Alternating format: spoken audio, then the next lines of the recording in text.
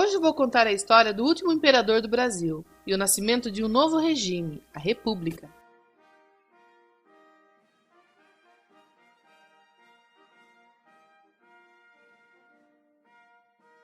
É a história de Dom Pedro II, quando no final do século XIX a monarquia começou a entrar em crise. Dom Pedro II começou a ter perseguições políticas por parte da sociedade, imprensa e dos militares. Como ele era inteligente, ele percebeu que seria o último imperador do Brasil, porém, ele sentia-se cada vez mais só. Ele sabia que a sociedade é a base de sustentação do seu poder. Se a base não o apoiasse, ele perderia o trono. A monarquia tinha como base a sociedade. Era apoiada pela igreja, pelo regime da escravidão, latifundiários e os militares. Em 1873, houve a Convenção de Itu. Lá, a campanha republicana recebe apoio da aristocracia. A posição do governo é atrasada e isso pode afetar os nossos negócios. Dom Pedro II parece não entender o capitalismo, por isso devemos optar pela república. A partir daí, a ideia da república começou a ficar presente em toda a sociedade brasileira. A monarquia estava com os dias contados. Para começo de conversa, naquela época o Papa resolveu perseguir a maçonaria, sociedade na qual Dom Pedro era membro. Assim, 2 bispos de Olinda foram questionar o imperador por ele ser maçom. O imperador ficou ofendido e mandou prender os bispos. Isso caiu como uma bomba, pois vários padres resolveram falar mal do imperador até mesmo nas missas. As pessoas ficaram indignadas. Não podemos admitir um governo que prende bispos inocentes. Isso é uma blasfêmia! Sem o apoio da igreja, Dom Pedro perdia uma importante base, pois junto com ela, uma porção do povo passava a apoiar a campanha republicana. Em 1888, a princesa Isabel assinou a Lei Áurea. Isso, evidentemente, mudaria radicalmente o processo de produção no Brasil.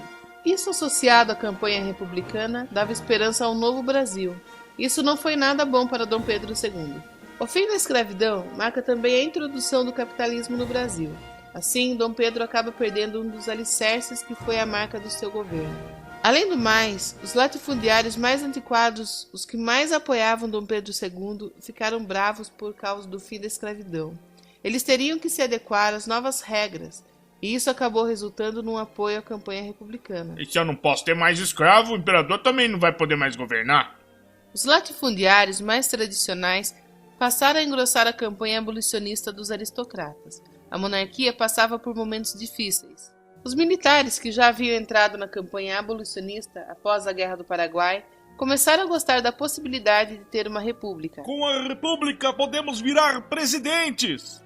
Pois numa república, todo cidadão poderá virar um presidente, e eles tinham interesse em tomar o poder. Por último, sem o apoio dos militares, Dom Pedro II ficou só, e sem as bases da sociedade apoiando, a monarquia caiu. E foi assim, na madrugada do dia 15 de novembro de 1889, um certo Marechal Deodoro da Fonseca foi acordado por um cabo mensageiro do quartel. Marechal! Marechal! Marechal! Marechal! Marechal! Mas não se pode dormir tranquilo mais, é? Praticamente, os militares organizaram um golpe para frustrar a estratégia de Dom Pedro II.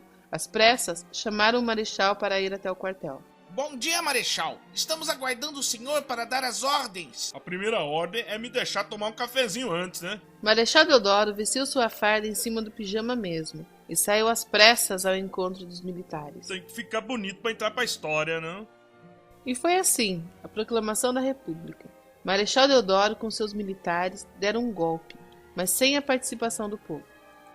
Estava instaurado um golpe militar. O Brasil virava uma república, mas enfrentaria uma ditadura militar. Isso ficou claro, mesmo no ato da proclamação, como citou Aristides Lobo, que foi testemunha ocular do fato histórico. Por ora, a cor do governo é puramente militar, e deverá ser assim. O fato foi deles só, porque a colaboração do elemento civil foi quase nula. O povo assistiu aquilo tudo, bestializado, atônito, surpreso, sem conhecer o que significava. Muitos acreditavam seriamente estar vendo uma parada. Assim nasceu a República no Brasil.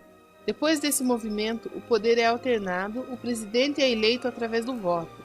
Antes ficavam 5 anos no poder, Atualmente ficam 4 anos. Mas e que adianta ter uma república se eles não tinham democracia?